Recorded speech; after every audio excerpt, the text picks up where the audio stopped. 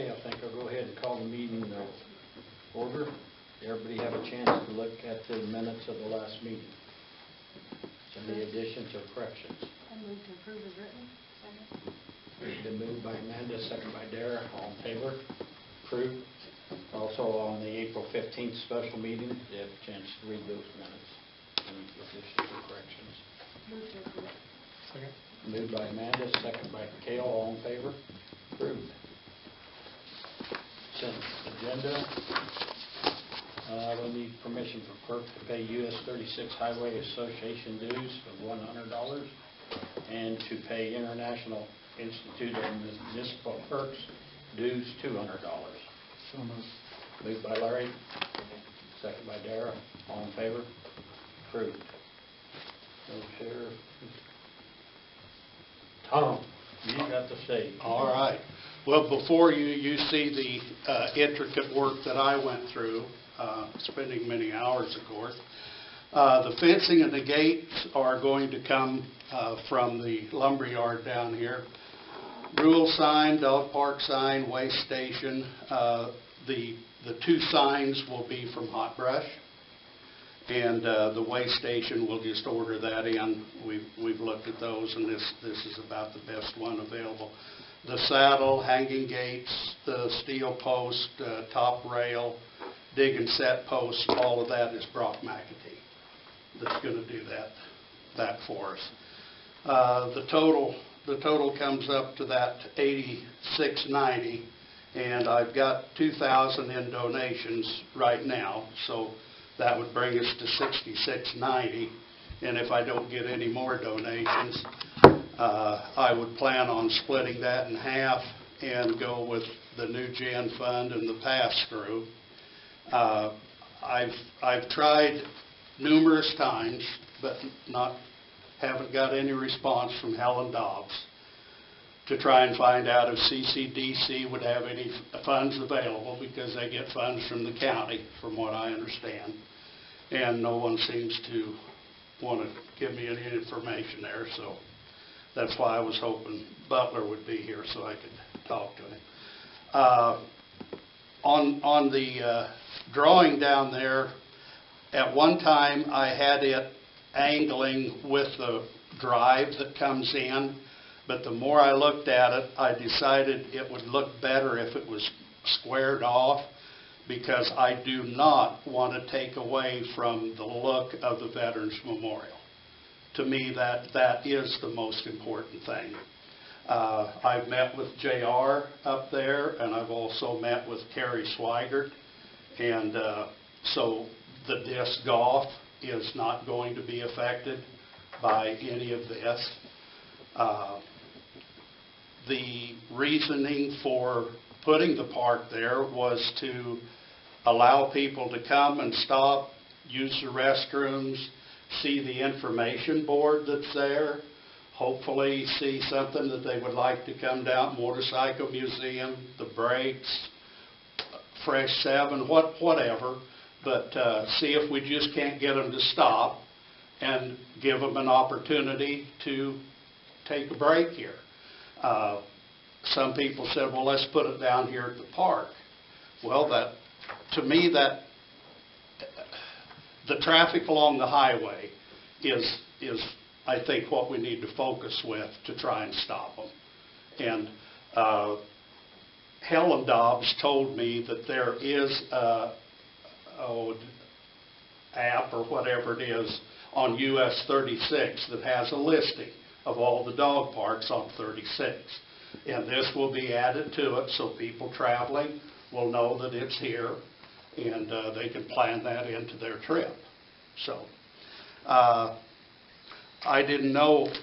Now, one thing I did offer the foundation board, which I don't know why they rejected it, is I took that $66.90 and divided it by 12 and asked them each to leave a check.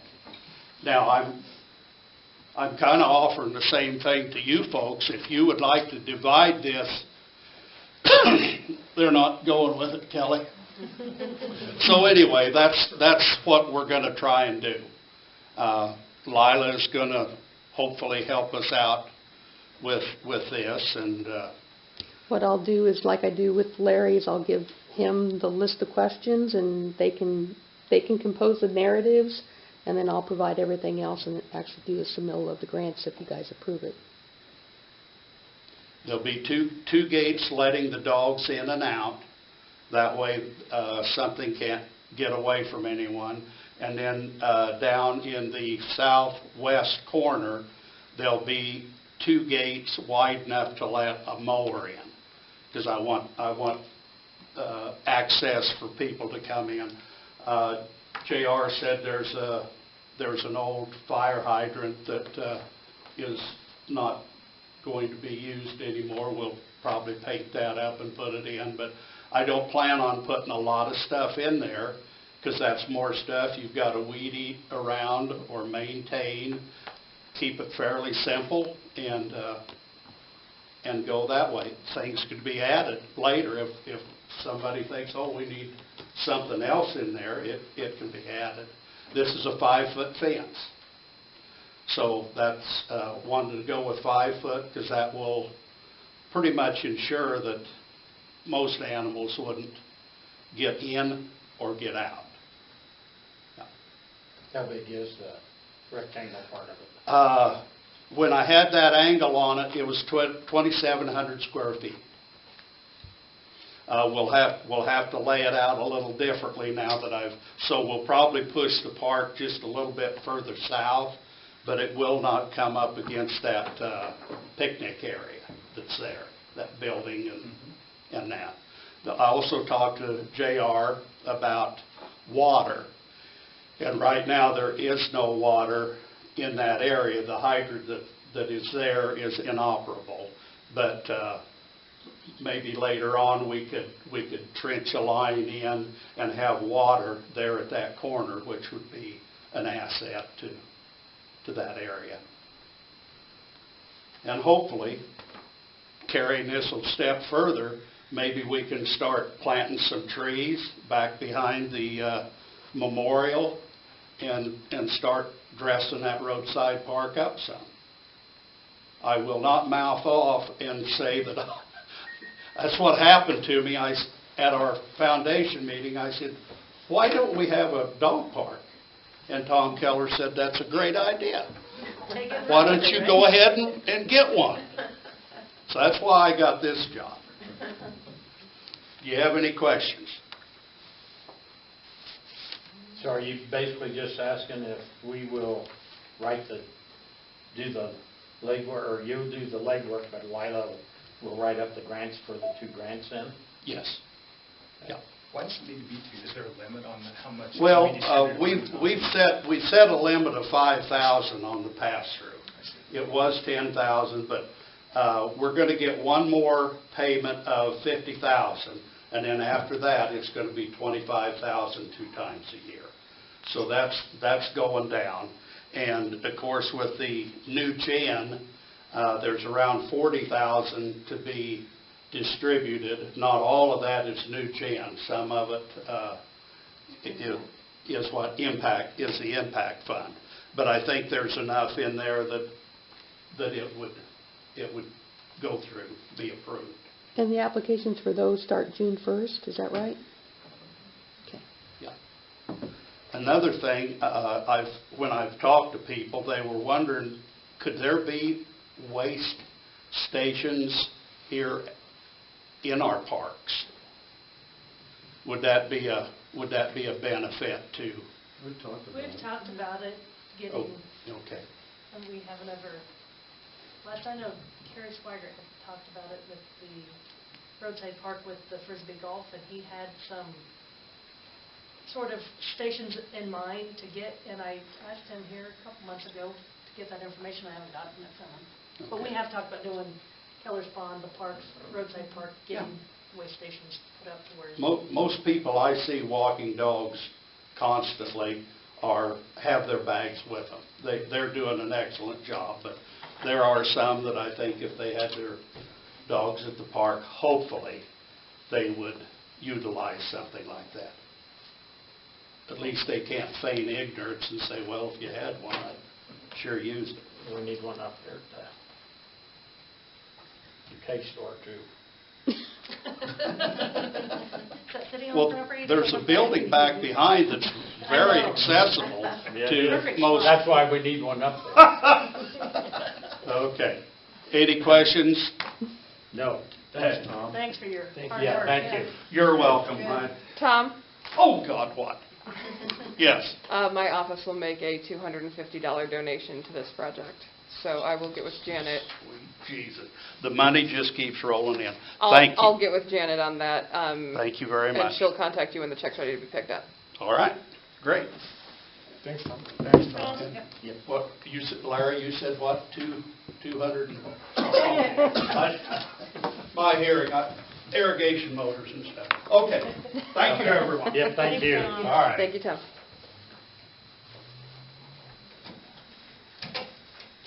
So before we move on, if you're wanting us to do that, we need a motion. Yeah, do I hear a motion to go ahead and prove that we'll write up the grants for the dog park? So moved. Moved by Amanda, second by Larry, all in favor? Approved.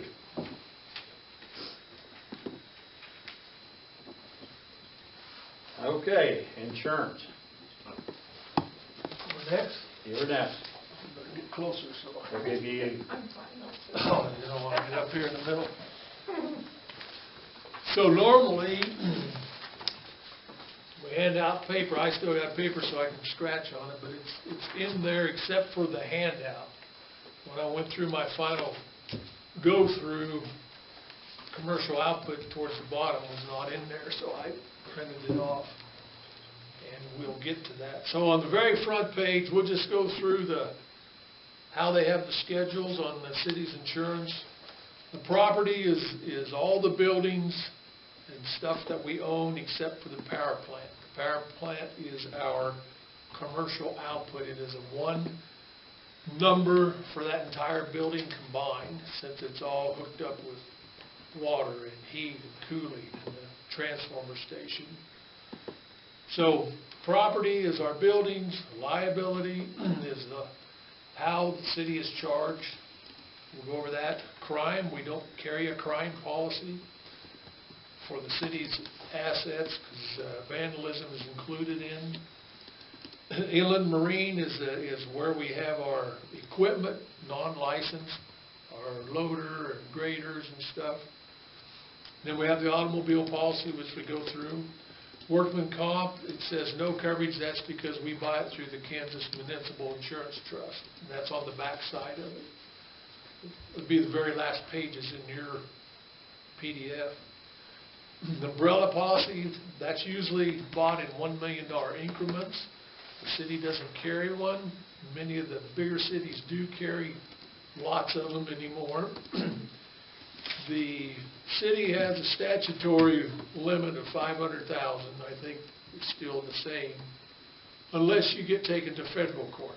And if you go in, and anybody that's going to take you to court is going to try to get a federal venue rather than a state if they really want to go after big money, because the statute limitation of $500,000 is usually not enough.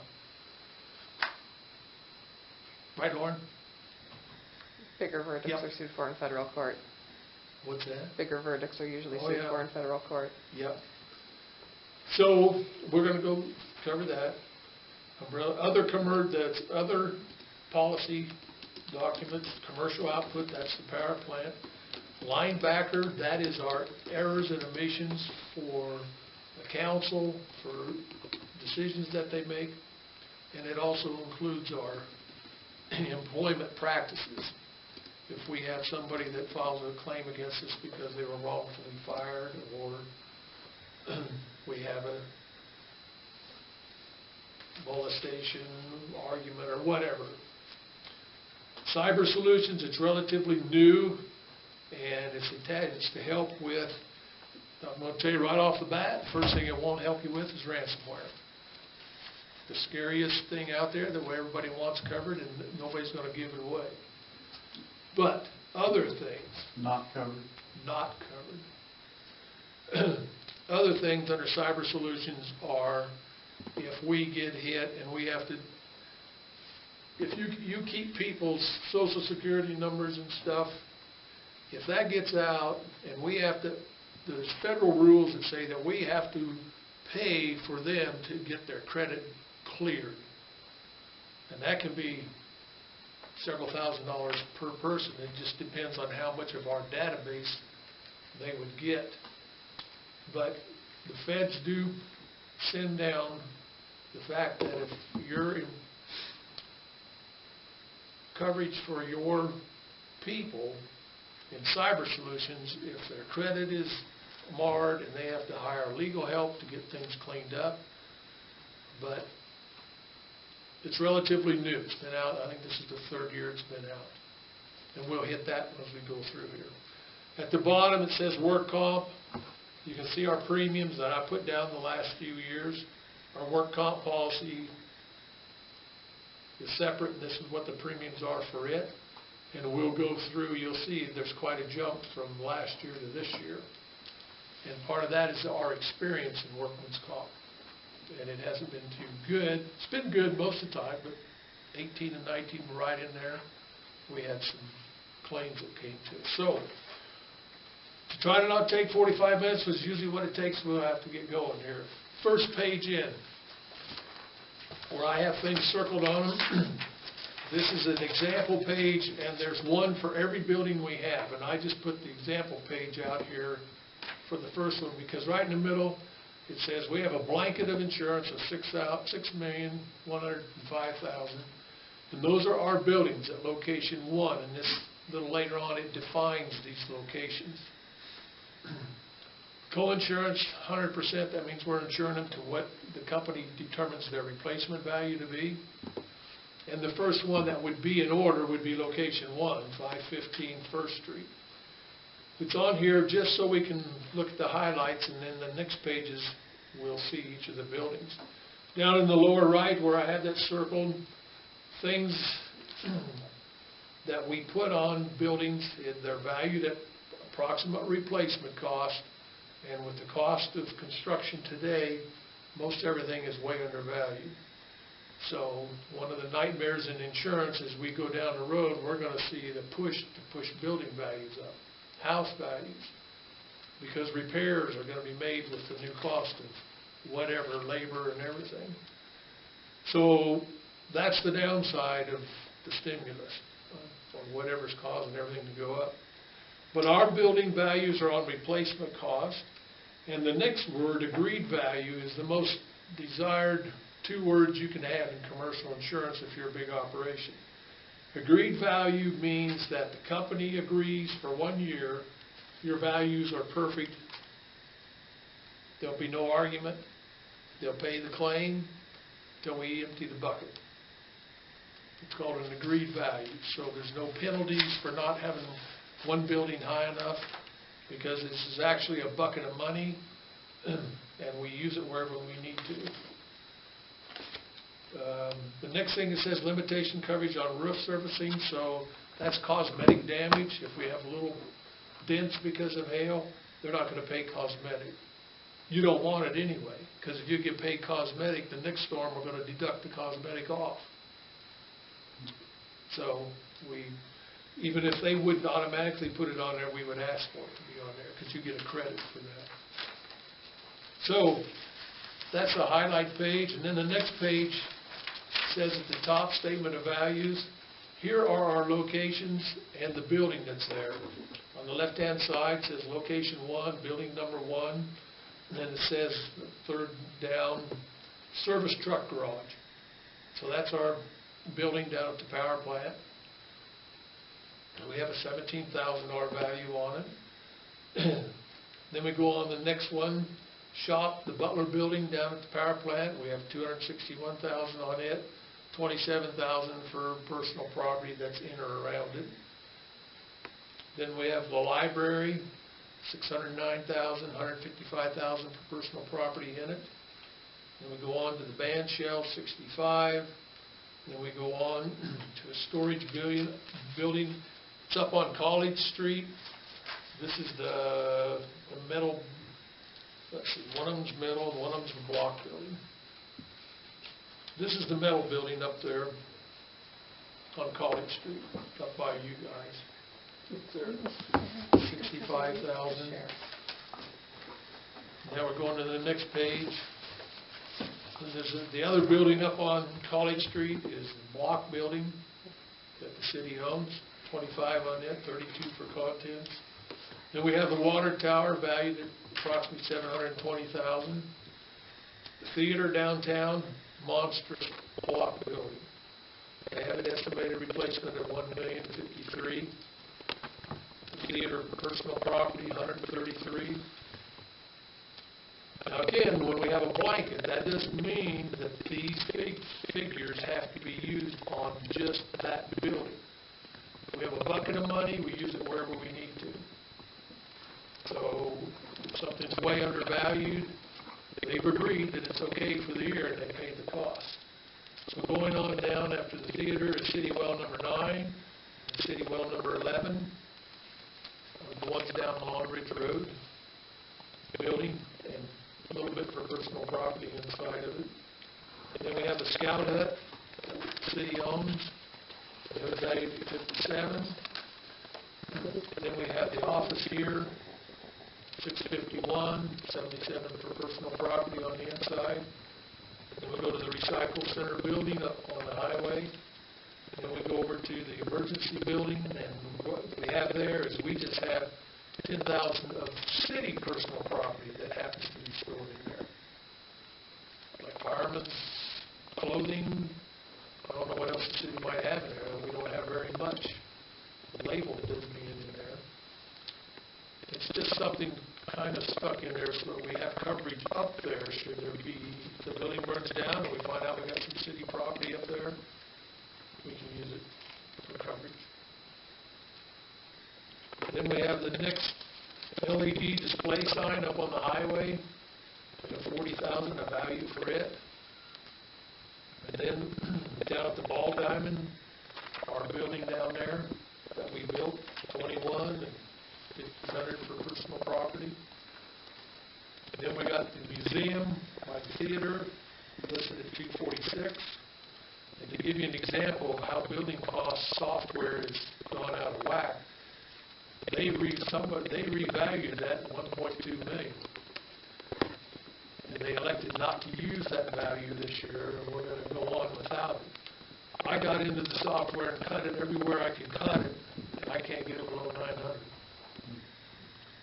But that's based off hiring it built, not free labor, donated this, donated that. So, scary what things are going to be down the road. And the unfortunate thing is, the higher it goes, the higher the premium goes, the higher the labor is to make repairs, and it all trickles back down to the city's checkbook. We won't get into politics and trickle down to Biden. Then we have 301, let's see, museum. Then we have some structure.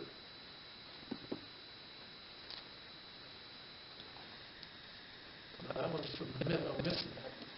Property in the open, we have a total of $1,339,000. We add up all the buildings, it's $6,105,000. What am I missing on the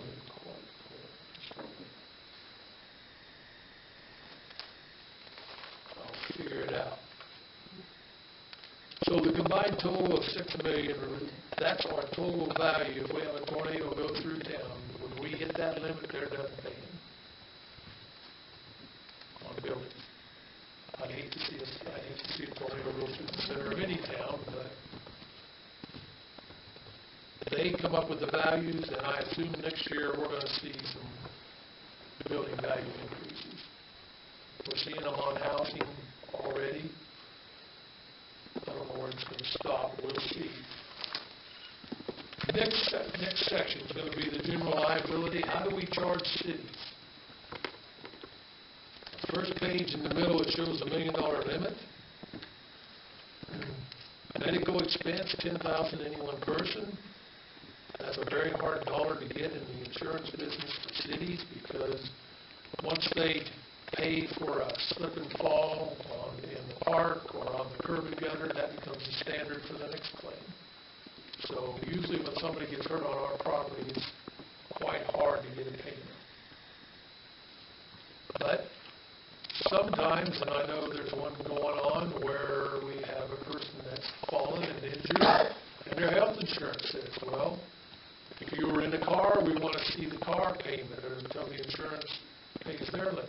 If you are on somebody else's property, we want to see their payment before health insurance kicks in. So that more and more of that is happening as time goes along. But we have $1 million limit. Damage to premises that you rented, $500,000. You don't rent any big buildings. Others do. Like I say, our statutory limit is $500,000. We carry $1 million. There's going to be a time, sometime down the road, where cities are probably going to start carrying umbrella policies, $5 million and bigger. Just the higher the umbrella policies, each $1 million increment is way cheaper than the first, because most claims are settled down here in the lower levels. But we're not pushing it too much. And I don't know if the League of Municipalities is pushing higher limits. Usually they have an opinion, but I don't think they're pushing. So next page, right in the middle there, I have the employee benefits liability coverage that the city has. $1 million each employee, $2 million aggregate. That means you can have $2 million claims a year. What's employee benefits? Let's say I come to work for you and you're supposed to sign me up for health insurance, and because of something that went wrong on the city side, I didn't get signed up. Worst case example that for dollars is a pregnancy that has an uncovered baby and the baby has problems. This covers the city if we fail to get them signed up. And the health insurance carrier declines the claim. This protects the city. It's our obligation to get them signed up for all the benefits that we have. And then we go down here, it says, the next one says AI owners. That AI stands for the word additional insured, lessors or contractors. We have the building commission because of the big pool. We have Verizon Wireless up on the water tower, and they want listed, I assume, they want some code defense. If some of their product falls from the water tower and somebody should get injured underneath there. We're not going to pay if it's their problem, but we will have to look into it as a city to make sure it's not a city problem versus a Verizon's problem. Why did that piece of material fall from the water tower? Then we have the city library board, basically, because they get money and they make decisions on how to spend it, so this is their only liability policy. The next page, you see there I have check mark municipal violent event response coverage. This is relatively new also. We have, say we have a high school, a school event, shooting event. We may be doing things we never thought we were doing. We may have to buy this. We may have to buy that. We may have to put somebody in somebody else's jail. We have 100,000 aggregate limit. We have it built down to 100,000 event limit. This is fairly new for rural. This endorsement's about 3 years old also. So we don't have a lot of mileage on it in small cities across the country yet. However, we have a little bit of coverage in here. Go on to the next page, it says general liability at the top. So not all communities do the same thing. Some of them have power plants, some don't, some have pools, some don't. So how do we charge you? Going down through here, the first thing it shows is a swimming pool. It's based off receipts. The next thing, town liability based off of population. So most of the services that the city does is going to be picked up in this population. I mean, and then we go on down, we have sexual abuse and misconduct included in there. There's our additional insured, that's the city library board. Next page, pesticide and herbicide applications, we do that. And then the next one, the employee benefits, based off of the number of employees, 10 instead of 11. Municipal violent event response, based off of population, it's not too expensive. Right now, you can see under the electric light, we have 90 crossed out, 46. We're in the middle of doing an endorsement discussion with employers. We show we pay 96, they show we have 90. So if we're correct on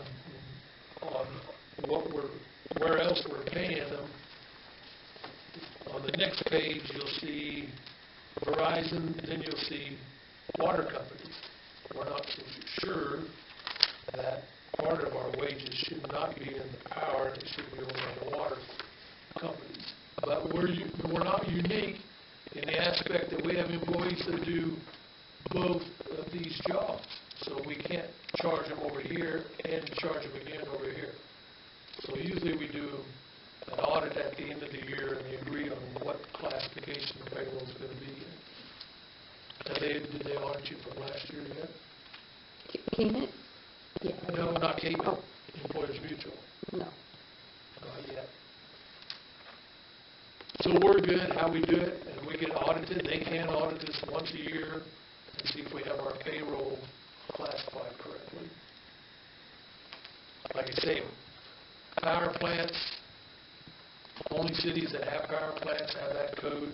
Most communities have water companies. Also, most cities include their water employees under their general code that's a population. It gets complicated. It goes round and round. Anyway, moving on, commercial and the marine at the top. That's a fancy name for contractors' equipment, which it says in the middle of the page. So we flip over and we'll see that we have 1,000 deductible applies to any one occurrence, and then halfway down the page we start listing our equipment. 90 Caterpillar, Premier chipper, sewer machine, baler, another baler, cat loader, and we go through this with JR. We already did that earlier in the year for values. Caterpillar grader, forklift, mower, ditch witch vacuum, an excavator, grasshopper, skid loader. So we pretty well have everything up there with $1,000 deductible.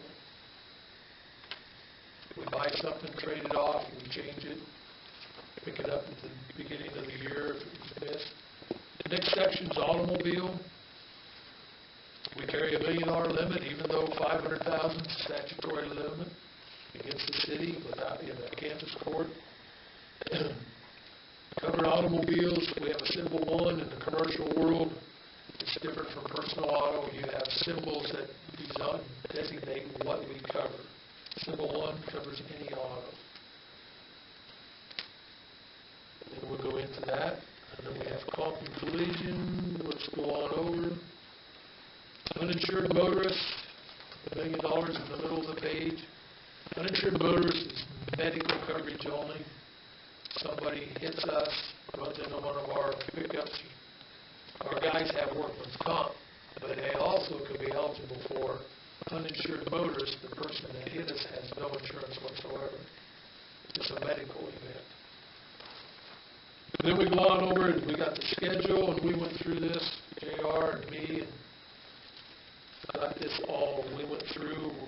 If you go through, we have liability on most of our equipment. And if you read on the left-hand side, it starts out 98 GMC pickup, 96 77 truck, 91 Chevy pickup, 91 homemade trailer. We're on page 2 at the top left on the vehicles.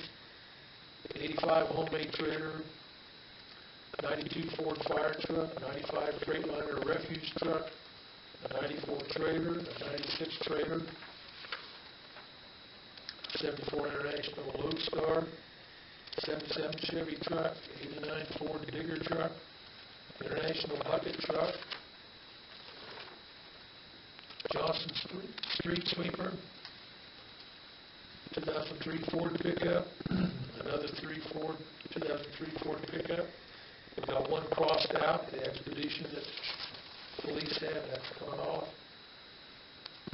Sterling refuse truck, another 03 Ford 150, another 01 Ford 150, 95.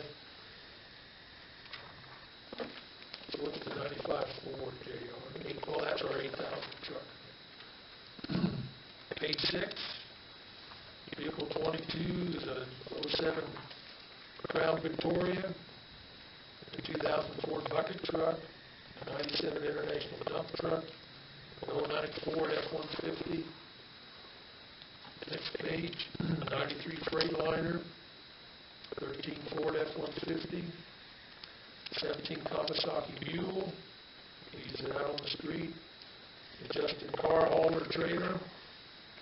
When we get down to 2015 Dodge Charger, we still have. We're going to get rid of them. Okay. As we get rid of them, they'll come off. 2011 Ford F-350, 12 Ford F-350. And then over to the next page, that's all of them. Included in our symbol 1 is hired and non-owned and borrowed. What those symbols are, hired and non-owned and borrowed. If you pay an employee to take your own car, we'll pay you mileage to go to a school or a meeting somewhere. That's hired. Borrowed is when you need to go run an errand, one of the employees, and they take somebody else's vehicle, not their own. The other vehicle's first. Yours sits on top. And non-owned coverage is when an employee takes their own vehicle and runs an errand. But we didn't pay him to do it. He just elected to do it because it was easier. Your insurance sits on top of their insurance. Since it's a city employee that using his vehicle or borrowing somebody else's, those vehicles' insurance is always first and yours sits on top. And of course, the employee's covered for workman's comp, so he get hurt. Next page, commercial output, it says at the top, commercial output refers to our power plant. And on this policy, it is one figure which includes the building, the engines inside, all the plumbing, the radiator outside, the substation across the street, the small substation on the east side. It is a $1 event for that type of structure. It's hard to separate it into content. It's not really personal property.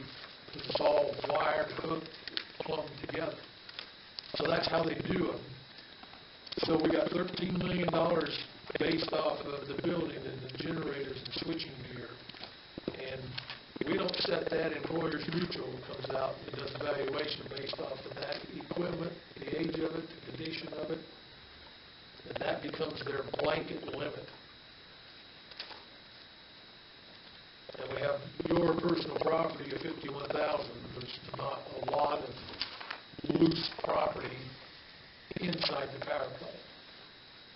We have tables and chairs, maybe some barrels and stuff, but we don't have much. Anyway, it's a bucket of money. So if the power plant, if we blow an engine running it, if the building burns down and it burns up, this covers it. There is a coverage called mechanical breakdown. What if we just knock a piston out through the side? We don't have a big fire, but that ruins that engine. The city, we don't buy coverage for mechanical breakdown. The biggest reason why is because it costs about $40,000 a year and $100,000 deductible. We don't run our equipment. Most little towns that are in this don't buy that.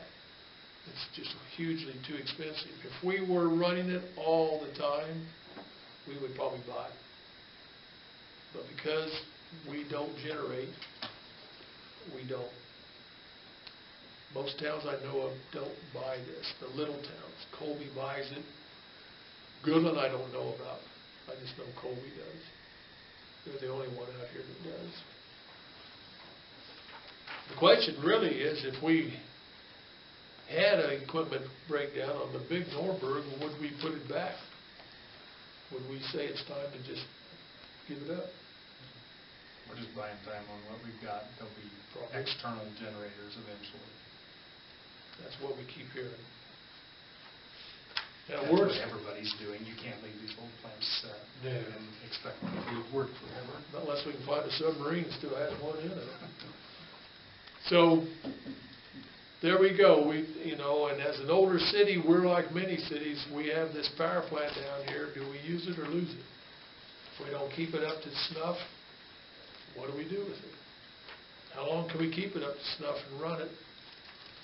I guess we we don't make money by being in that contract, do we? No. It's for emergency purposes only at this Yep. point. We heard what that's all about. Okay. Next one is the linebacker. That says the top linebacker, public officials, that's you guys, and employment practices liability. This is $1 million limit, standalone from everything else, on our practices based off of our decisions we make in here. If that turns out to be harmful, the one thing it won't pay on is if we fail to correctly tax people. We've been asked that question, well, what if we should have, but we didn't? No. It's got nothing to do with taxation. But it has to do with if we wrongfully don't pass somebody's permit that wants to do something, and it's because we don't like them, we can't do that. We really can't treat them that way. Employment practices, we're no different than anybody else. We have handbooks for our employees, and hiring and firing or misconduct between employees, we're just as liable as any other community. And that's what this part of the package takes care of.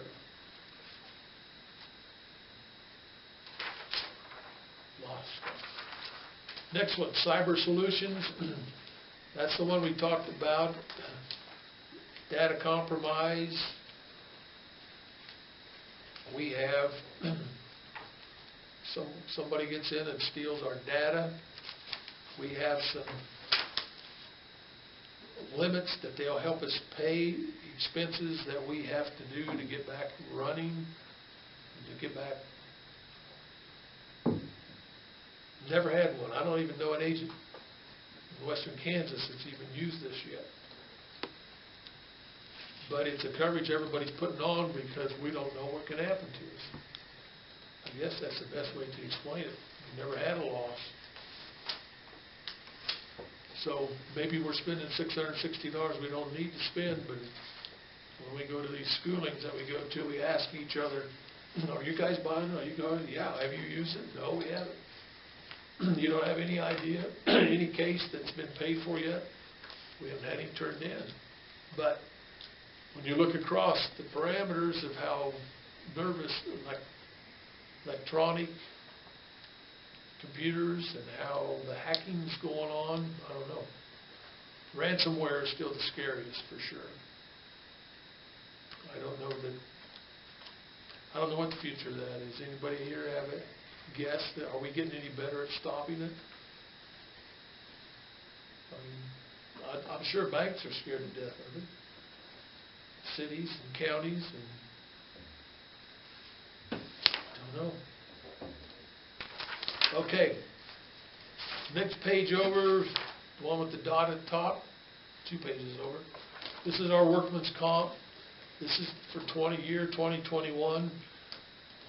You can see down below I have circled experience mod.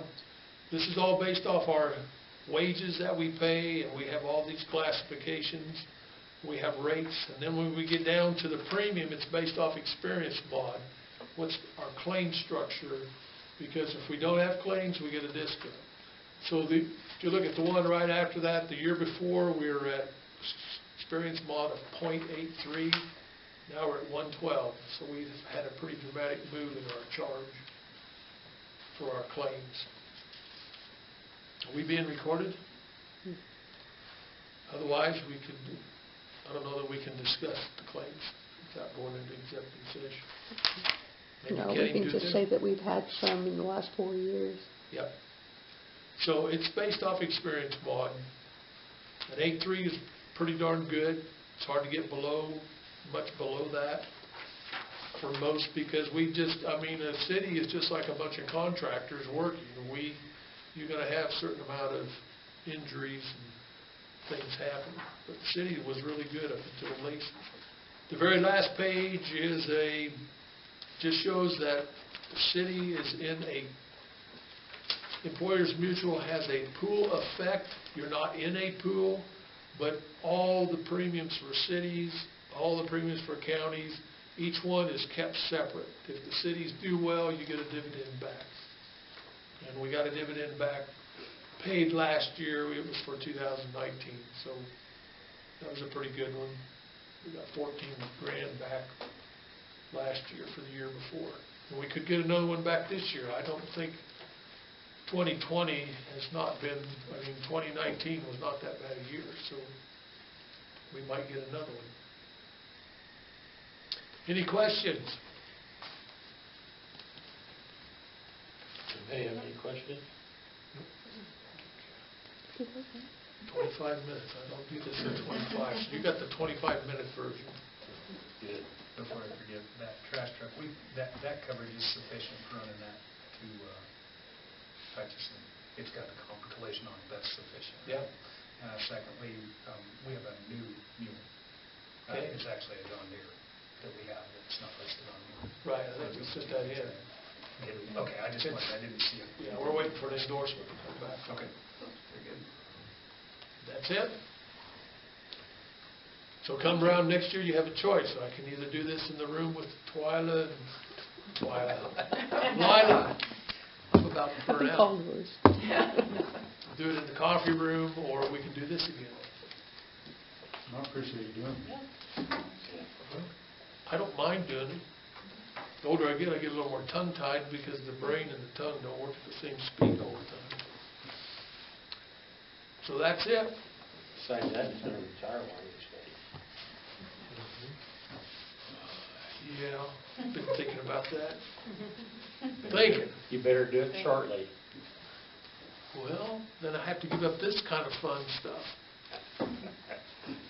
I do enjoy it. So, I'm not as quick as I used to be, though, 15 years ago. I could do this in an hour and a half. yeah. Okay. Okay, thank you. Thanks a lot. So, that Mary gal, Isn't that gonna be interesting? What it's gonna be starting to happen. Rates of everything. Homes, everything's just gonna go skyrocket, and people aren't gonna be able to afford it. That went a lot quicker than the time I had said anything. Oh, it used to be really bad. It did take at least an hour, hour and a half. But we was trying to answer things, and it finally said, most of us don't know all that equipment down there, so go talk to JR first. Go talk to before you ever come talk to us, because otherwise it just, we need to mark this off, mark that off. And It's good to have them here at least every 3 to 5 years, just to go through what it's all about. Well, we still have a Crown Vic. Yeah. And that Charger now. The Charger we should get rid of, the Crown Vic we should use.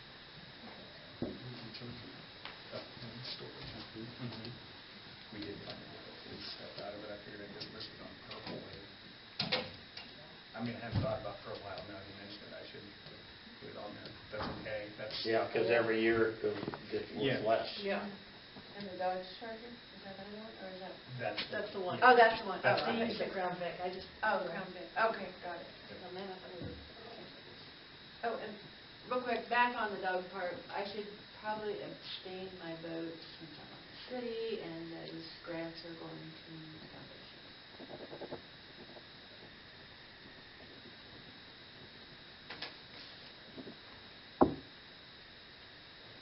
Okay.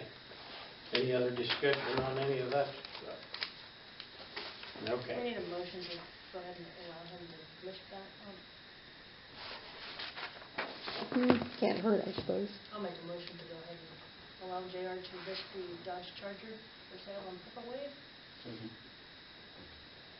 Any been moved by Amanda, second by Larry, all in favor?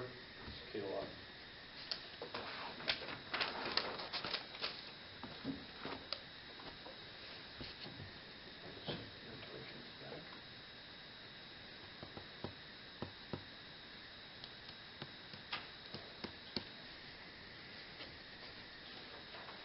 Yeah, I was thinking that Tom was gonna see if they could use some of our transient tax money for this, but I'm glad he didn't ask, because I didn't feel like it should be used for that. We got better places to put that money, advertising in some of the magazines and stuff for it.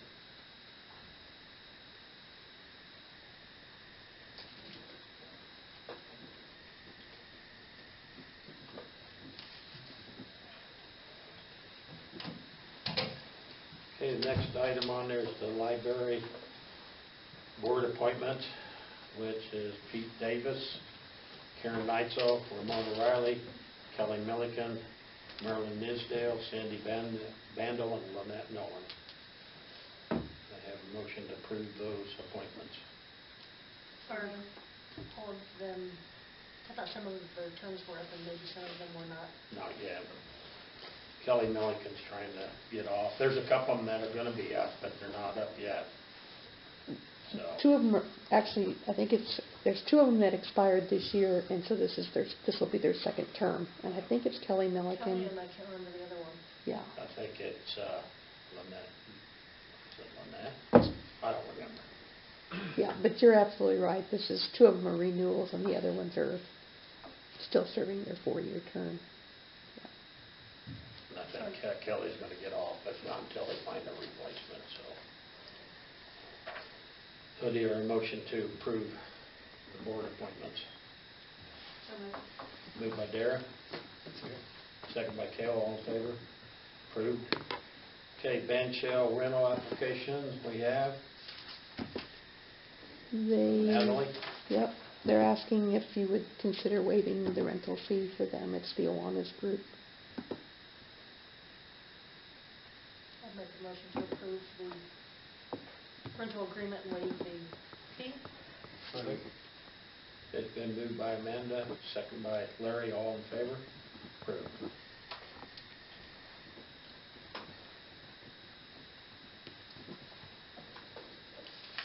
Okay. Old business, property cleanups, anything on that? Larry Zweigert's on a continuance. I still haven't gotten confirmation as to whether Tommy Paulson has or has not been served. Has there been any progress made on that property? On the Paulson? Paulson? I have not heard anything on that. I don't Okay. know. On the Swigert one, I think I just need to get a status on that and let you know where we're at. I mean, it's getting nice enough. That he can start painting, right. It's been continued until May 19th. It's been continued until the May motion day, which is May 19th. May 19th. Not motion day, excuse me, municipal court day. May 19th, and so I would need to know probably by the 17th so we can get paperwork in order. If you could get me the information by that Monday so I can have it either dismissed or ready to go, ready to litigate on Wednesday.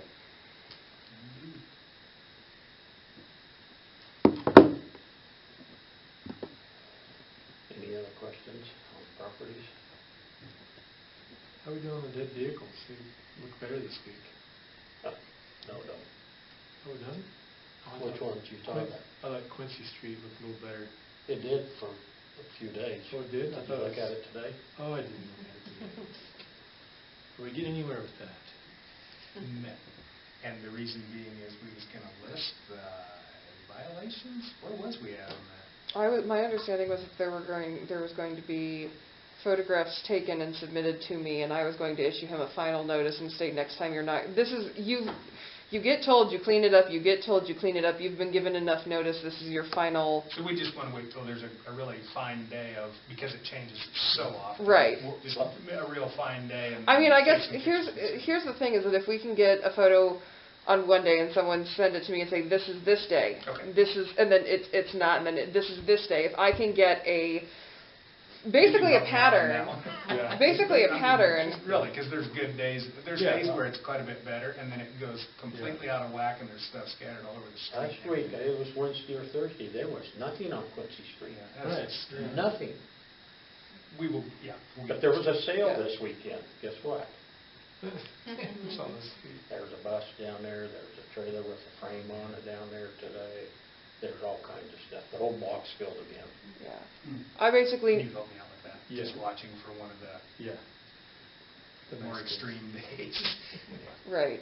Yeah, I mean, I need to show, this has been established, you've been spoken with multiple times about this, this is your final notice. The next time there is a issue, the next time you are in violation of the ordinance, you will not receive a notice to remedy, you will be receiving a citation and a summons to court.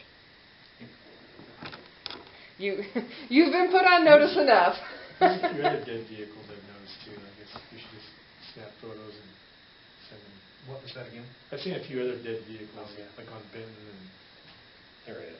There's a few. And that's the thing, once we start picking on that individual, he's gonna point out all the other ones Yeah. around town. And frankly, what we've always done in the past on that is direct law enforcement to go make contact with those people, Yeah. like the individual ones like that, and if we want to bring that to Cody's attention, we can. Yeah. Because we usually try to get them to move it before we start, Yeah, true. Because there was one Sure. down here on that finally got moved.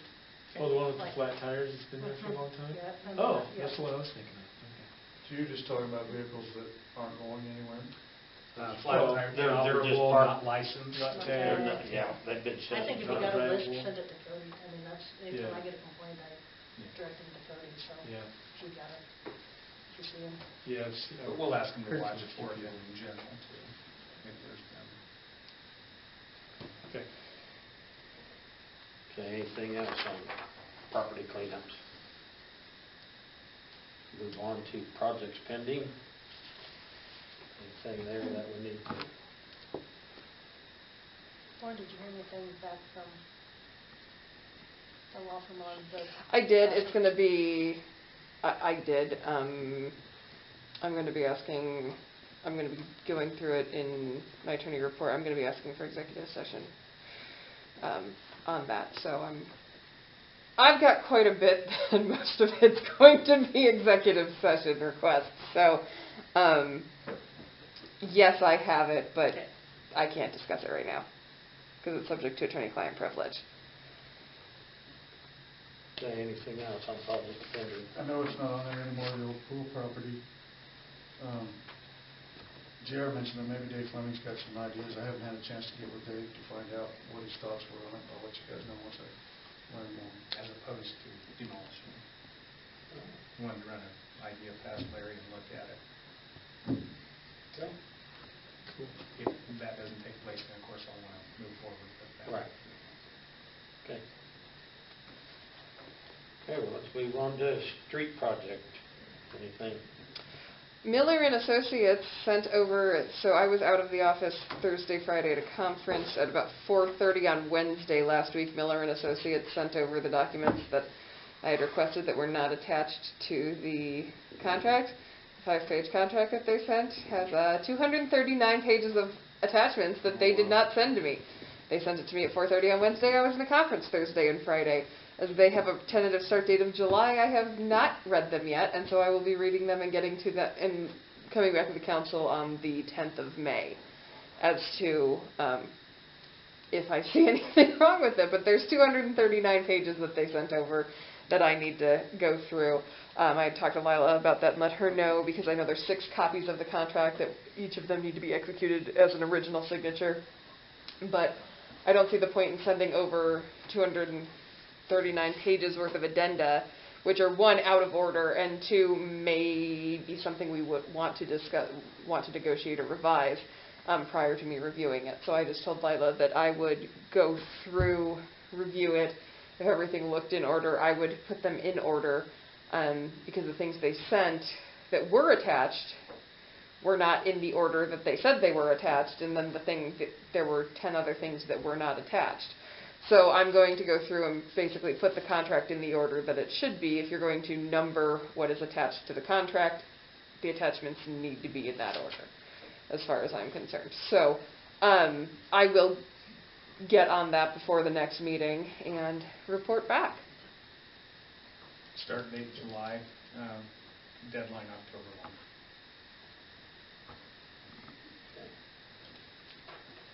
Deadline as far as having completed? Yes.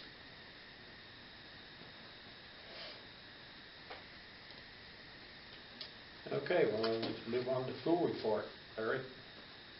I know I've talked to Lauren, I think we need to have an executive session to discuss some non-elected, am I saying that right? Non-elected personnel, yeah. I'll request executive session. If you, I have an idea of how long everything's going to take. I have 2 matters for that, and then 2 other matters subject to attorney-client privilege. So, as far as I know, we're looking at either the 24th or the 25th to start. I've spoken with Kelly and expressed our desire to do it basically a week earlier than we normally would, trying to get a little more time in. Jared talks like we should have everything in place to be able to achieve that, assuming we have weather preparation. I don't really have anything else at this point that I can think of. the 24th, the 25th of May. Yes. Oh, okay. Yes, 24th or 25th of May. My office will, like I said, my office will sponsor the opening day, and so if you want to just have them, I think last year what they did was they just tallied how many adults and how many kids came in, and then get it to us, and we'll cut a check. I appreciate that. And I did inform the pool board of that. Perfect. Thank you. Okay, do I hear a motion to accept and file the school report? Second. Moved by Cale, second by Amanda. All in favor? Good. Building permits. I just have one, but I'm going to send around a couple chicken permits with it as well.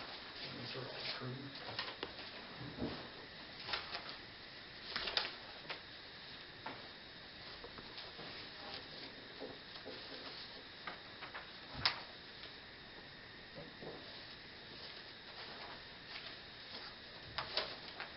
No issues?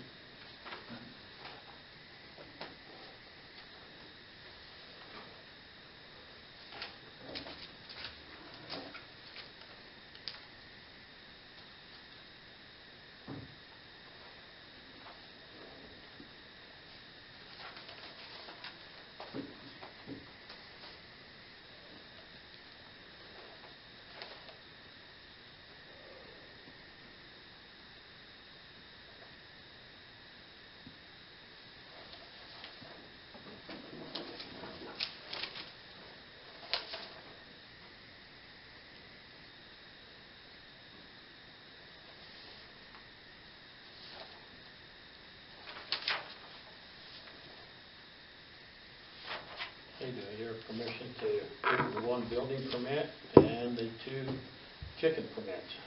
So we moved by Cale. Second by Larry. All in favor? Approved. Right, got you down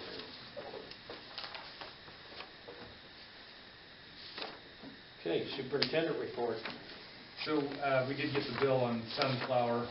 We talked about paying that under protest, but the way everything goes with that, their deal is they're going to pay us for our operating amount. They're actually going to send us payment for that. That's the amount that's in dispute.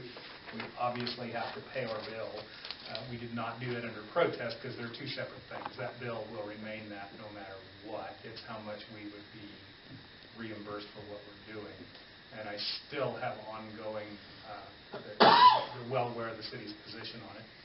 If you're going to treat us this way, pay us this way, they're well aware of that, and we're still talking about it. So I don't think we're in a position to take any other action than to keep talking to them about that. So I'm going to just keep going with that right now. So is it our intent to not pass anything on to the customers? Yes. That was the way, because we don't have it in the ordinance. I think we need to set it up where we have the ability to do that going forward. I think we need to have something to let people know that we did. Yes. do that this time, but that, you know, if we'd have something else happen real quick, boy, we'd be in trouble. Yes. And I think that people would be very appreciative of, like you said, like we talked, it was taxpayers' money anyway that was built up, that we're going to eat the bills. But I think it ought to be somehow wrote up in the paper that that's how we handled it, and that way we'll be changing our policies, and we will be, you know, hopefully we don't have anything for several years again, but.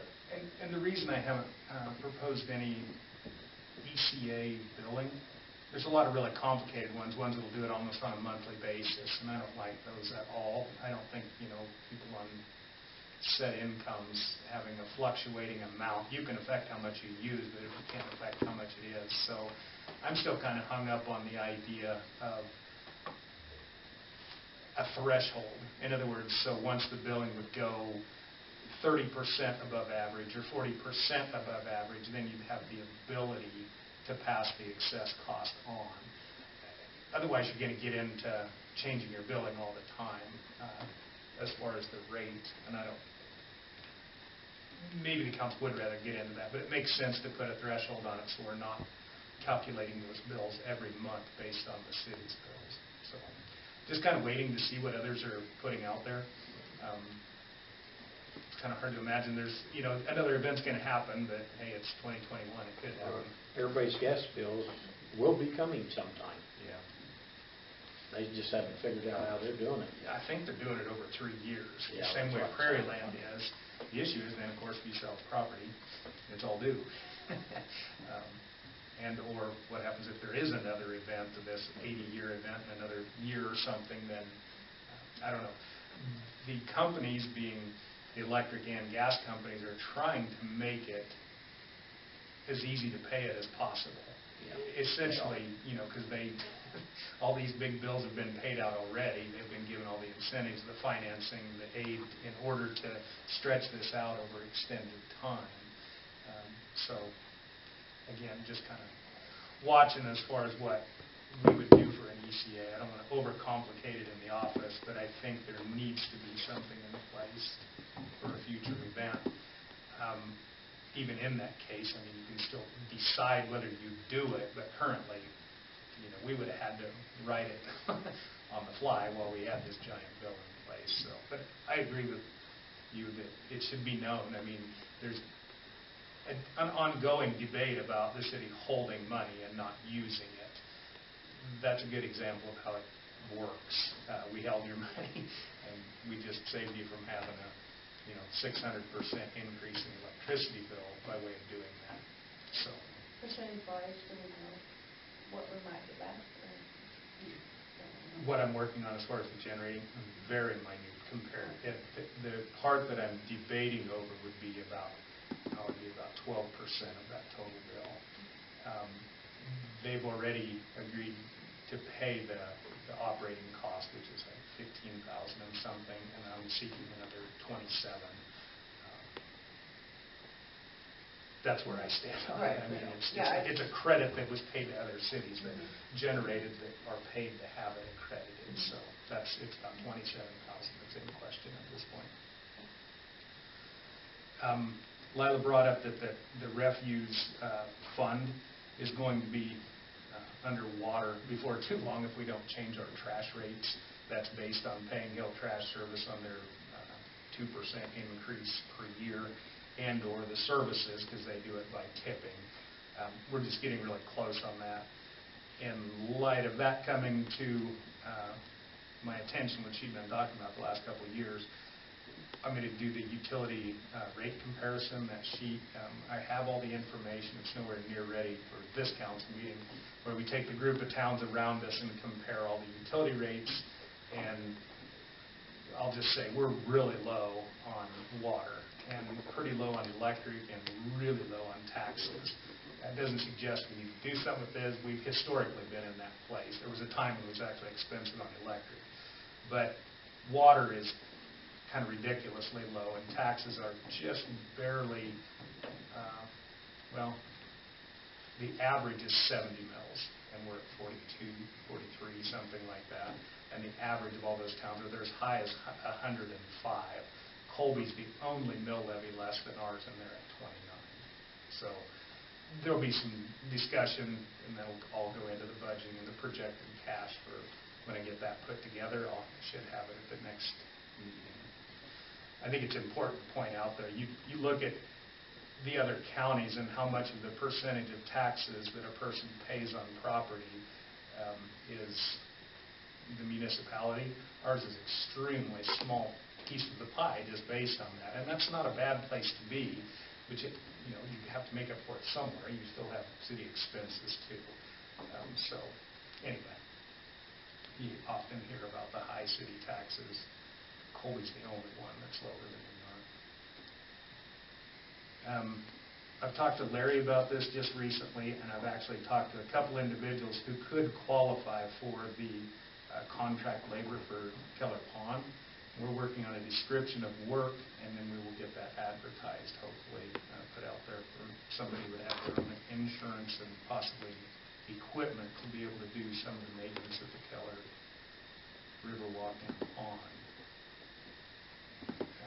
Had an individual ask me about storage containers. Of course, in our code, we strictly prohibit the use of those anywhere within any residential area.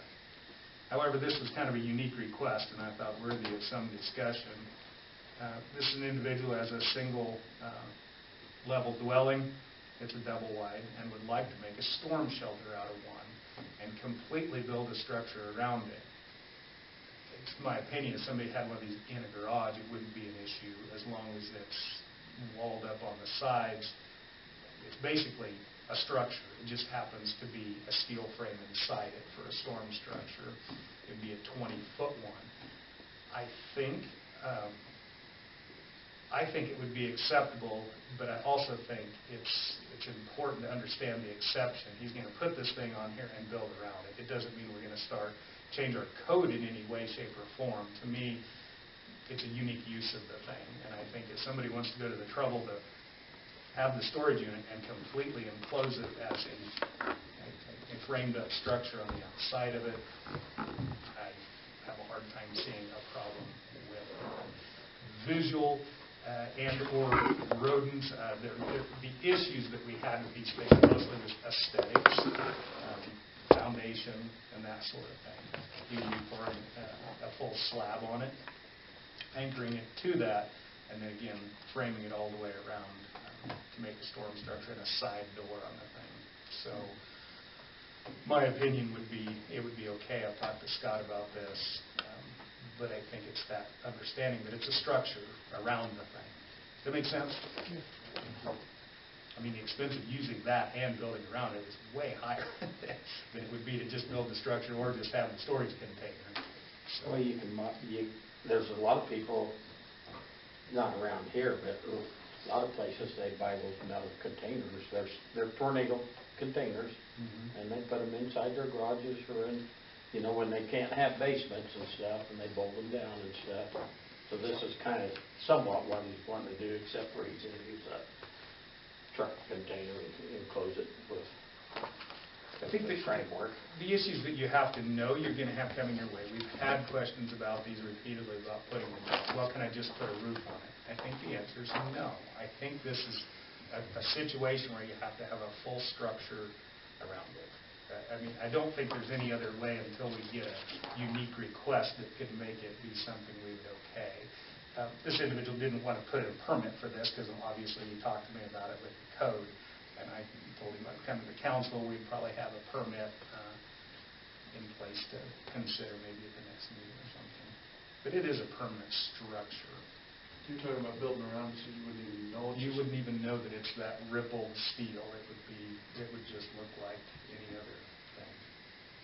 So, Steel or wood frame or? Wood. Okay. Yeah. And then putting a door, because they have the swing doors on the end, and then putting a walk-in door on the side of it. The things you have to watch out for is then somebody wants to do it and put corrugated tin on it or something. You know what I mean?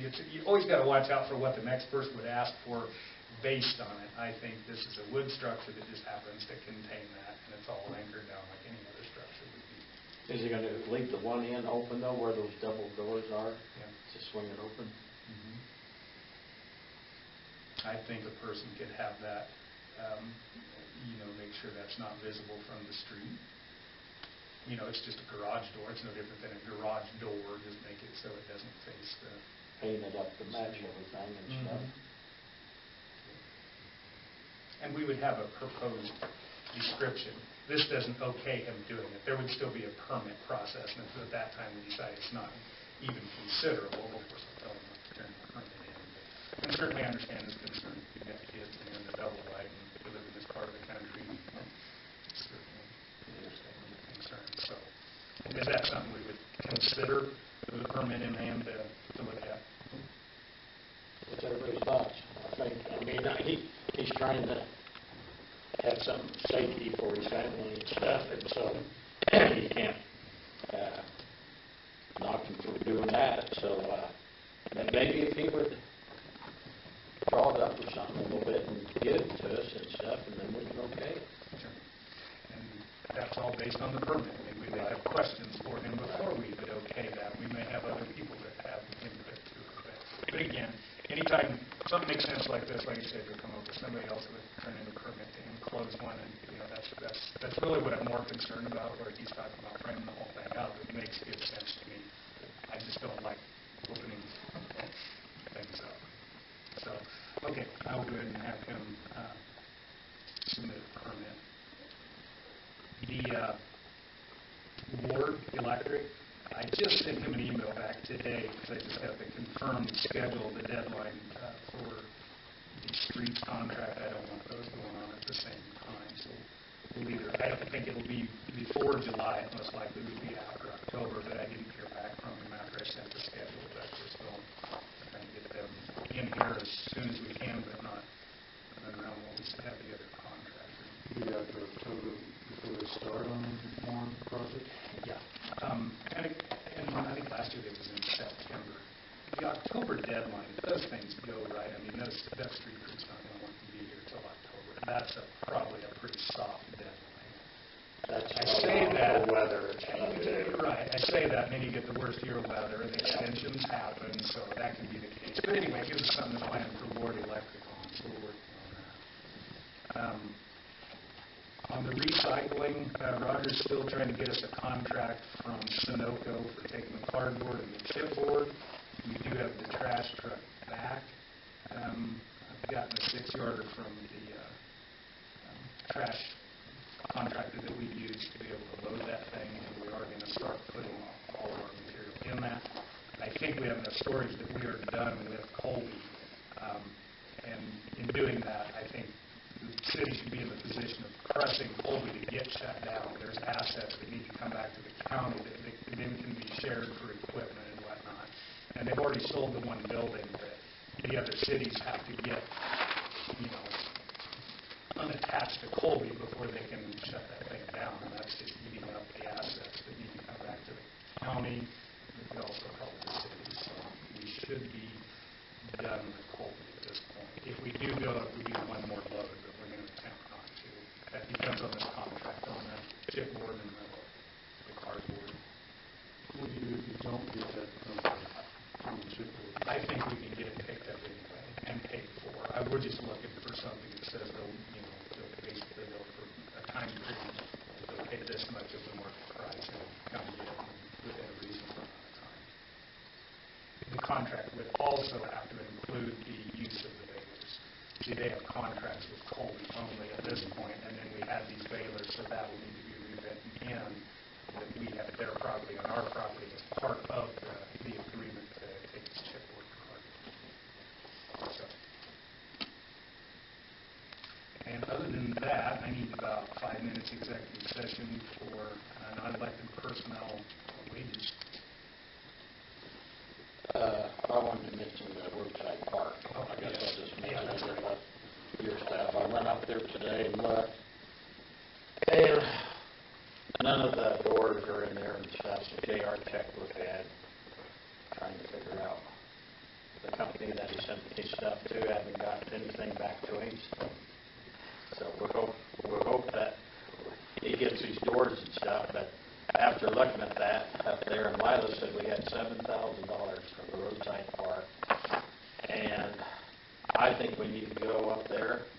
It's almost too late, but we can work it in. Go up there and we need to do some painting.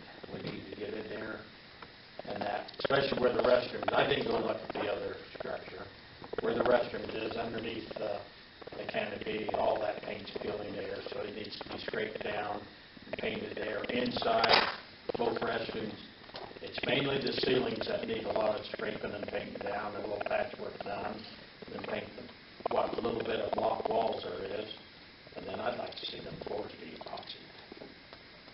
And I've already checked in on most of the epoxy floors. You can put it over tile. That is a tile floor in there, 2x2 tiles. It looks like everything's pretty solid and stuff, but it just looks spongy. I think if we have a good epoxy floor, that will, guy can just go in there with a hose and spray and mop and take care of it better. I think we need to get some deals out right this week and have them here by the next meeting, and then maybe sometime by the middle of May, we can get somebody up there to do that, shut it down for, 4 or 5 days, whatever it takes, and get that done. So the $7,000 is from people paying to be there. That's what, it's not just a budget for that thing. That's actually from people staying there. I was shocked at how much money was in there. And it was other projects that came up that made this money come to the attention. It's like, well, that needs to go directly back into where the money's coming from. So when Scott and I talked about that today, I know Scott does this kind of work too. We just thought we'd write this thing up, what we're trying to get done, advertise it just like we would, and I would expect Scott to advertise just like he did when he was in the car. I thought about that, but I don't have insurance anymore, so. Okay. You can't do it then? No, they don't buy insurance, so. But, okay, I didn't think I mean, if nobody would want to do it, I mean, I can do it, but I just don't want to. So I think maybe if we could just get something in the paper to see if we can even get anybody interested in it to do the painting and the epoxy floor. And we can meet up there with whoever calls us and show them what we want done, and then they can turn in a bid by the next meeting or something. the main thing is to get it advertised, if we have any interest by anybody, and get it figured out exactly what we want to do, so we can do that, so we'll want that in the paper right away. Is there a sign along the highway there that points to the roadside? I mean, people would know, like, they have an RV. I was just thinking, someone had just mentioned that they look for those when they are traveling, because they travel with their camper. There's a thing up there on the state property, isn't there? What's that? There's a little camper with an arrow on it, isn't there? I think there's something that, I mean, it's not a big sign, but there is a sign up there. There's 2 campers up there this weekend. Wow, 1 camper, and 1 was in a tent. They were still there this morning. I don't know if they left. I'll look, that would actually be a request of the state, because it's on the state right away, but we can, for some reason, I think there is. Okay. Yeah, I know somebody just was talking about that the other day, that that's what they, when they're traveling with their camper, a lot of times they're looking for, I don't think there's anything that says there's RV hookups, but we don't have full hookups. We just have electrical. Okay. So as far as the advertisement, let's just do painting, what was it, painting and Well, it's basically painting. it is, really. But part of it's going to be epoxy Preparation. painting, Yeah. and we got to get it clear to them that they need to use acid to clean that floor before they ever, otherwise it'll be a mess. They don't get in there and do two shifts of cleaning with acid, and that's, you don't want to wear a breathing mask when they're in that little closed area. Muriatic acid? The stuff that they have down here, they don't use muriatic acid anymore. I do not like that. It doesn't clean it good enough. Muriatic acid cleans it. Minor repairs. So, yeah, let's see. Painting and minor maintenance project, just that way if we find find a window or something else we want to have done.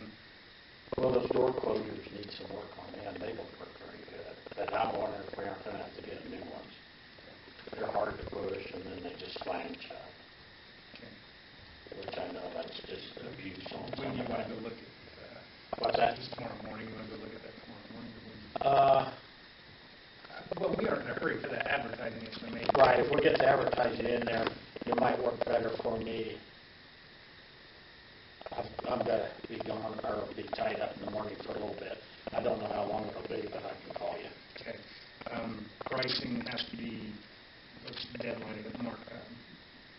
Noon, May 10th. That way we have it for that meeting, if we're trying to get this done. The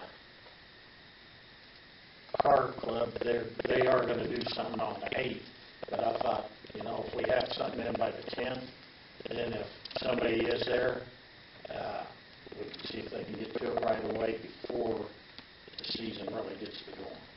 You know, if they could get in there in the middle of May, get it done before Memorial Weekend, and then, you know, Sunday the alumni and all that other stuff, so they can get in there and paint it sometime in the middle of May. The car club's going to use that. What did we do the last time when, as far as campers or anything else? Did you reserve it? Just took the chance that Okay. there was a guy in a tent on his bicycle out there that morning. We went out there, and there was a camper out there. Okay. But they were pulling out, and these guys aren't doing anything till noon anyway. Okay, that's fine. I just, I don't- women could ask me today if it was reserved. I don't think we did reserve it for It's the, here. oh, it is? Yeah, Oh, I'll have to okay that here. I just wanted to bring up that roadside park. Okay, do we have a motion to accept the file, the superintendent report? Second by Amanda, second by Kayla, all in favor? Great. Attorney report. Most of mine is going to be executive session. I'm going to go ahead right now and say that I want to request 30 minutes of executive session. I have 2 matters that are communications subject to attorney-client privilege, and I have 2 matters for non-elected employee personnel issues. So I'm requesting 30 minutes of executive session to go over that. Other than that, everything I have has been discussed, with the exception of, I'm still getting quite a few, I don't know if they're questions so much as just comments on numbers on houses. And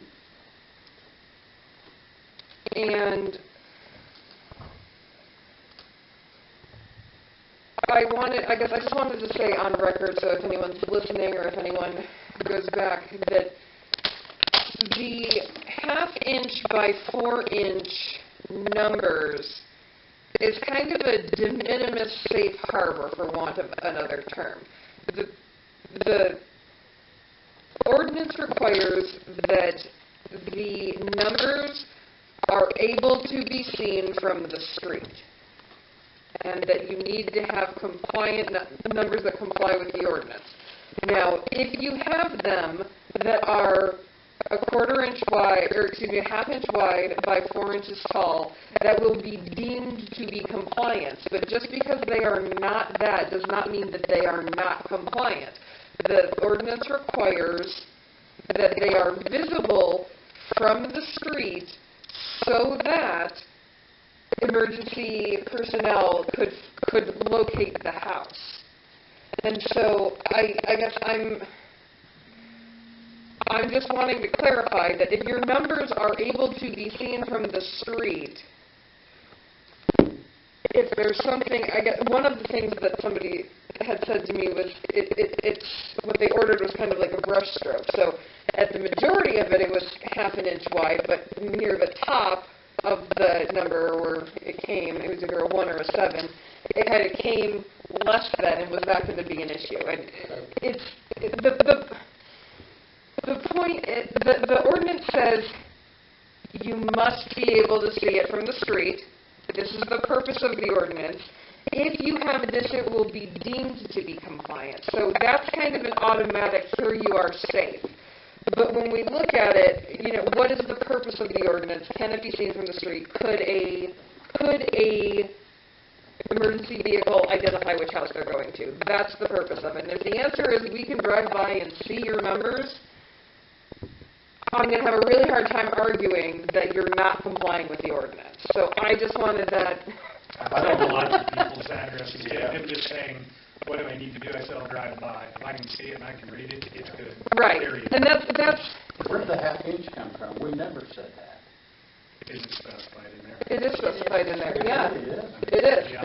You can't find me those numbers half inch wide. It's Most deemed. of them are about 3/8. Right. Well, We've just gone with common sense. Yeah. Now, the whole thing is, as you're talking about, if you can see it, if you have existing ones, you don't need to change them to this thing. It's all about just having readable numbers. So, Right. I've gone. and that's what it. I mean, it said if you have these, if you have the numbers that are these, they will automatically be deemed to be in compliance. But that's not saying you have to. Inclusion of, hey, this is your safe space, this is your safe area of what you can do, does not mean this is the only thing you can do. It means if you're within this realm, we have nothing to raise. If you're outside that realm, we still may have nothing to raise. I guess I wanted to make it clear. I don't know if anyone's listening. I don't know if anyone's going to listen to this. I don't know if the people who are asking are And I don't know why they're calling your office. So. It's more I'm That getting... to me is if they're calling your office. Well, and it's more, and I've had someone ask me while I was out, you know, hey, it's like JR said, if we can drive by and see it, if we can drive by and know what the address of your house is, or business or whatever it is. And the only audit I'm doing on these things, I'm going to go around. I can't see any numbers. Okay, you give them the notification. They Right. got the numbers. Yeah. That's I really it. We haven't I done don't it. think we need to go over a deep discussion on it because I think Yeah. that's... I guess, yeah, I just wanted to put it on record, so if anyone has any questions, it was discussed, it was explained, we can point them to this, conversation. Other than that, yeah, I need 30 minutes of executive session. I'm going to try and get it done in 30 minutes, but I have quite a bit to talk about. So you can cover all those topics in one. I would like to try and cover all those topics in one session. So I have two matters to discuss that are subject to attorney-client privilege, and I have two matters to discuss that are non-elected personnel issues. Okay, do I hear a motion to approve and file the attorney report? Moved by Cale, second by Larry, all in favor? Clerk report, Lila. Okay, just a few things, I'll try to be quick. On municipal court, I just want to let you guys know the fine schedule that we were working on. As I got to looking at it, it's not been updated in quite a while. There's an awful lot of stuff that's in the Uniform Public Offense Code that's not in our list. I went through both of the books and just compared it to our list, and so I'm just going to start from scratch and redo it in a spreadsheet formula so that it's easy to update in the future. We'll get everything in there that needs to be in there. I like to be thorough and complete. There's a lot of these things, I've talked to Lauren about this, that probably will never come to our court, but they're in the code, they're in the book that we use. So just letting you know I'm going to be doing that. Auditors are going to be here tomorrow. They'll be reaching out to the mayor and a council member. Is there any council member for a fraud interview is what it is? Is there anybody that would like to do that? Because they're going to ask me who they should call. David's not here. What's David doing? Anybody who can't, I guess. If I can't. you can't, okay. I know, well, I don't know, I mean, They call. it depends, you know, What time? during the day, if you're busy, That you depends know. on what Yeah. time he calls me too, because if I've got this motor Yeah, running customers. tomorrow, I will not hear my phone. Yeah. I'll be around. But I'll be around all day, but Okay. I might have to try a couple of times. Okay. Okay. Amanda, you're probably it. Okay. American Rescue Plan, got a little more information. If you click on, Scott, I'll have to send you this in an email. If you click on the clerk report thing, it's going to take you to a website. And on this website, you can see every community in the United States and how much money they're getting or are estimated to get. and it's mind-boggling the amount of money that is being distributed. For us, the estimate's going to be, they think, around $180,000, and that'll be split this year and next year. Still no idea for sure what we can spend it on. I have a webinar Wednesday afternoon, and I'm hoping that they give us more direction on what we can use these funds for. So I'll let you know, but that's what they're expecting we will get. Let's see, I had a municipal finance webinar on Friday the 16th, and they talked about Senate Bill 13, which is the one that repealed the tax lid and put into place the revenue neutral rate, and I mentioned it before. Basically what it's going to be is, it's done away with the tax lid, but the revenue neutral rate is what you levied last year in dollars. So if you're going to levy anything more this year, dollar-wise, you have to have a public hearing, a tax, I think they're calling it a revenue neutral rate public hearing, basically, so the public can come and ask questions. Then you pass a resolution, and then you're good to go. The league is recommending, more than likely every municipality is going to need to do that, because you can't probably run on the same money that you used the year before unless you're not going to give raises or anything like that, because costs go up. So, and that's really the intent of it, is to force municipalities to have this hearing so the taxpayers know what their money is going to. This year, the timeline's pretty short, so nothing's going to happen as far as the county is concerned, but next year, the county clerk will have to send notices to all taxpayers. If there's any entity within the county that's raising their taxes, they have to send a notice out to all the individuals as to how much that'll be, what's the taxing entity, trying to make it more visible for people so they understand their taxes better. So that's why this bill came about. So for us, it's going to shift our timeline just a little bit for our budget. Where we used to do our budget workshop in July, we're going to need to probably do it at the end of June, first part of July, because we have to notify the county clerk by July 20th if we're going to raise our tax neutral rate, and we probably will.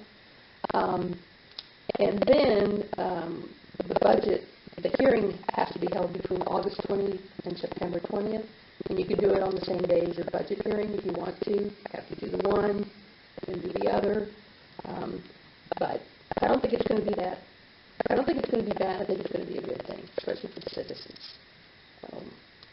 I will mention that if you try to not go over your dollar amount, you can get caught in that because you're basing it on valuations in June. Those are estimated valuations. And if something happens with the valuations in December and they come up higher, you're going to be in trouble because now you're going to be levying more dollars than you said you would. Does that make sense?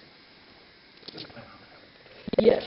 The easiest thing. Yep. I think it's silly because you're already in the budget hearing. People can come in anyway, so it's creating more expense on the county side of how many tax dollar money is being paid out to notify you when you could have already come to any of the budget hearings of any of the entities that are taxing you. So, yet, but that's my opinion.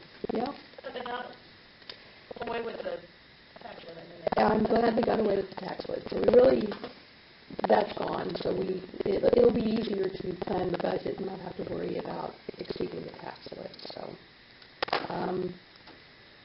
I have a budget workshop in May, and we'll probably get more information. If anybody wants to go to that budget workshop, they are virtual, and there's several of them during the month of May. So if anybody is interested in attending the budget workshop, let me know, and I'll get you the information. Is this based on the mills or on the total dollar amount? It's the dollar amount that you cannot exceed, and then based on that, we'll determine the mill levies that are levied. But once you set that, that's where if the tax valuations, if I'm understanding it correctly, once you set that, if your tax valuations go up, now your mill levy is going to bring in more money, and now you're going to exceed. So it's just safer just to just to do it, have a hearing, you pass a resolution. It's truth in taxation is what they're calling it. So people, but you're right, the county clerk's going to have a lot of work, and yeah, starting next year. But, I noticed when I ran payroll today that John Larson had 6 hours of vacation. I'd like to request that he be able to carry that over. Okay. The Shuttered Venue Operators Grant finally got their portal fixed, and it was open for applications on April 24th. So if you're wanting me to apply for that, we would be able to do that after May 22nd. So we'll just see where they're at, if they still have funds to give at that point. The Goodwill truck's going to be here May 5th. They will call and let us know when they're here so we can show them where to park. Sit up there and police it.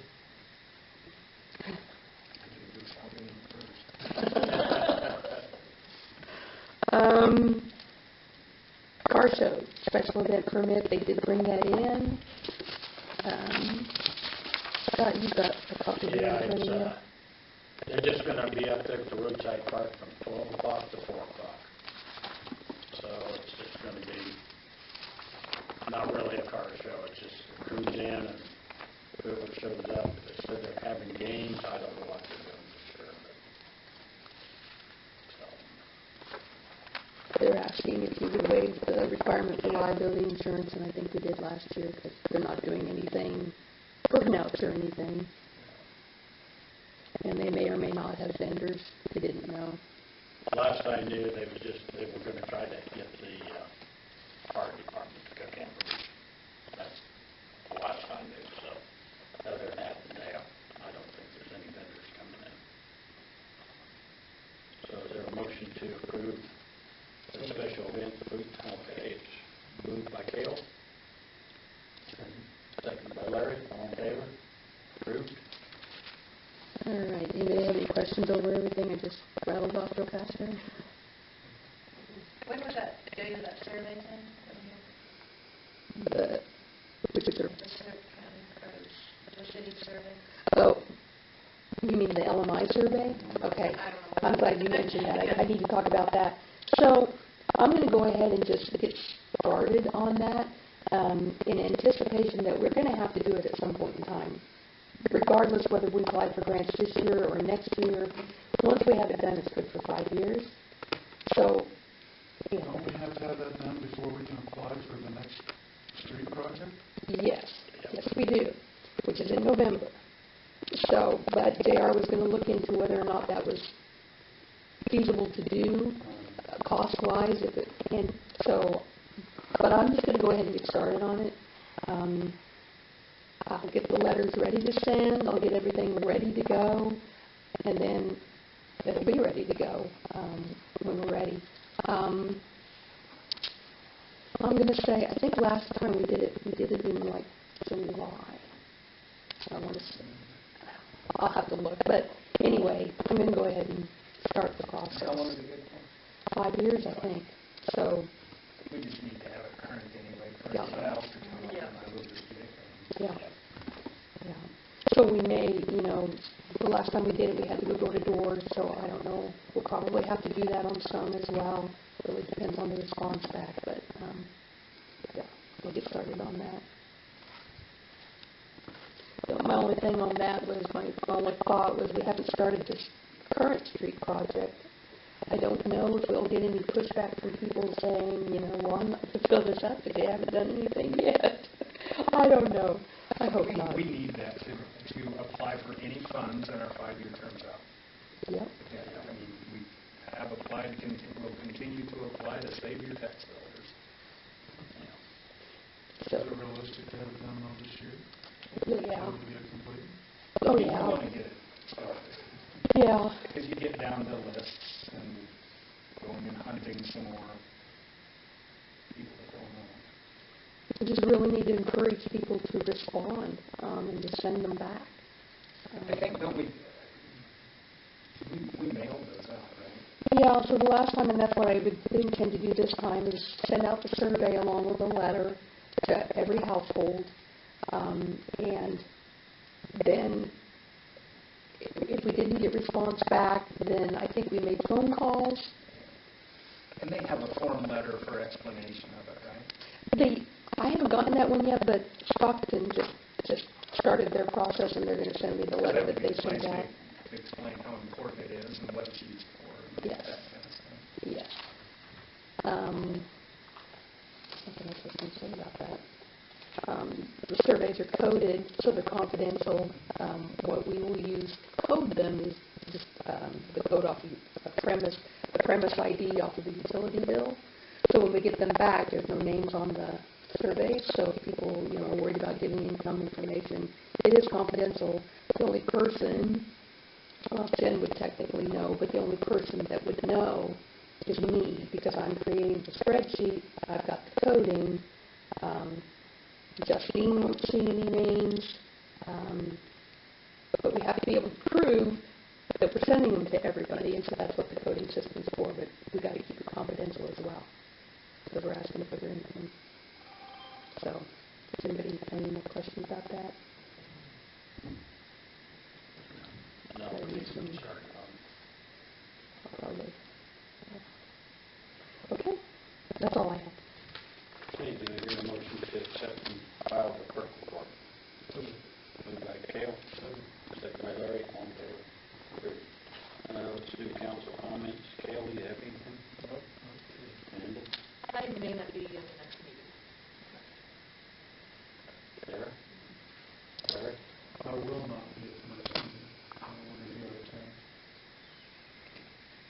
That's all I do. Okay. The next meeting, May 10th, right? Okay. Okey-doke. Who wants to go first? JR? You got your 5 minutes? Yeah. Yeah, I might as well, but I mean, it's important on who needs to be here for what, because I just need the 5 minutes executive session with just the council and mayor. Oh, okay. Might as well get that one out of the way for 5 minutes, and then we can hear whether I need to be here for these others or not. He doesn't need to be here. I need council and mayor. So I can, if you want us to be, you can go first. Yeah. Mine's going to take a while. And that's what I was just getting at. Yeah. If you don't need me at those, then I'll go get out of here Yeah. and be done if you guys will. All right. Do I need it? So maybe, what's that? Non-elected personnel for wages.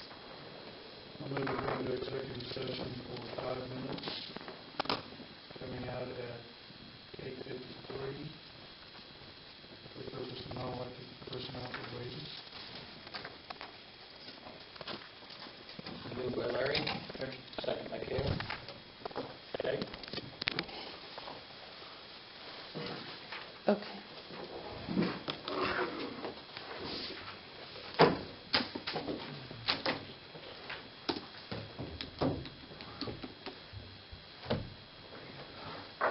Are we back? Yes. I think we need to state, were any decisions made? No. No decisions were made? Okay. Well, Just going with the we're just recommendations going to provided like recommendations. on wages. So, yes. We probably need a motion for that. Yes, the motion is to go with the recommendations I'll as make a provided motion in to go with executive session. recommendations on wages. Moved by Amanda. Do I hear a second? Second by Cale. All in favor? Approved. All right. And thank you. See ya. Yeah.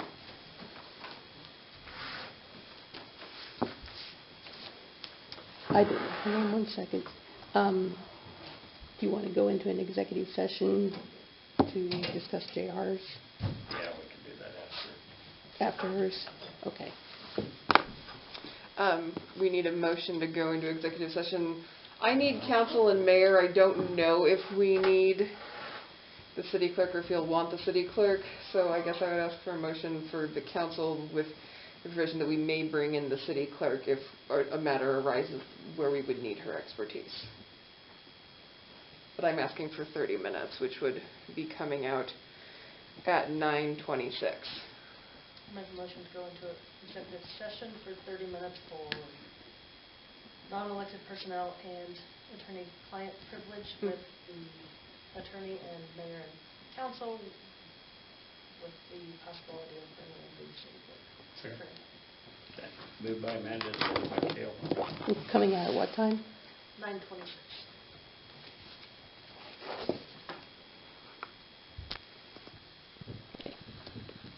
We're coming out at 9:26. I am requesting that we go back in for 5 more minutes of executive session. No decisions were made. I'll write that motion. Sorry. Okay. Okay, we back out, or on? Yes. Okay, so I need, I'll make a motion for Larry to move forward with the recommendation on the pool committee. Recommendation on what? I'm sorry. What's that? What did you say? Recommendation To on? move forward with the recommendation on, for the pool, for the employment. the pool discussion. Pool employment, or okay. whatever. I hear a second. Second by Derek. All in favor? Okay. Now, we need a motion on the library board. Well, we don't need anything. We don't need a on that. motion on that, no. We need you to contact the library board, Pete. We need Pete and at least 1 or 2 of their board members to be at the next meeting Okay. for discussion. Then later, we need Cody. We'd like to have full council when we have him here for May 24th meeting. I'm sorry, say that again. Cody. For Cody. Cody Beeson. Cody Beeson. To be at the May 24th meeting. May 24th meeting. Okay.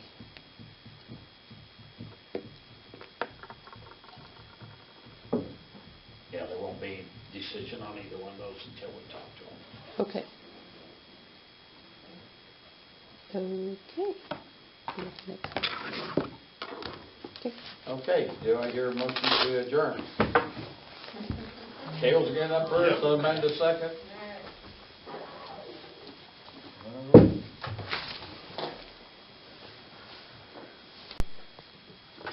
Okay. Make a motion to go into executive session for 5 minutes of discussion on elected personnel for wages. It's come out at what, 45? 9:45? 9:43? Second. Okay, moved by Amanda and second by Cale.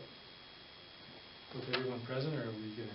Do you want to kick me out? Yeah, Lila probably needs to leave. Just the mayor and council. Okay.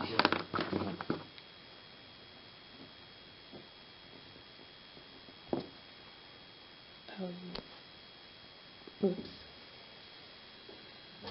Okay. Okay, we're out? Okay. Do I hear a motion on the 2 department heads of what we're 3% for JR and 5% for Lila? Moved by Cale, second by Larry, all in favor? And can you start giving us a report of how much time you do spend on the court stuff? Yes. Probably easy, huh? Well, here recently quite a bit because, like I said, I've been revamping the books. But yeah, I can do that.